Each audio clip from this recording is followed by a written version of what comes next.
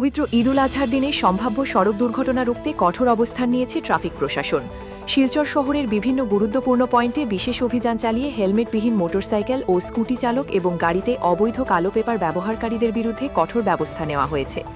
Traffic বিভাগের কর্মকর্তারা নাকা চেকিং করে নিয়ম ভঙ্গকারীদের কাছ থেকে জরিমানা আদায় করেন। অভিযানে জেরে বহু বাইক আরোহীকে হেলমেট ছাড়া চলাচল করতে দেখা যায়। অনেক চালক পুলিশকে দেখে দ্রুতগতিতে পালানোর চেষ্টাও করেন বলে প্রত্যক্ষদর্শীরা জানান। প্রশাসনের পক্ষ থেকে জানানো হয়েছে, ঈদের দিন অতিরিক্ত ভিড় ও যান চলাচল বেড়ে যাওয়ায় দুর্ঘটনা এড়াতেই এই অভিযান চালানো হয়। আইন অমান্যকারীদের বিরুদ্ধে আগামী দিনেও এই ধরনের অভিযান অব্যাহত থাকবে এবং সাধারণ মানুষকে ট্রাফিক নিয়ম মেনে চলার আহ্বান জানানো হয়েছে।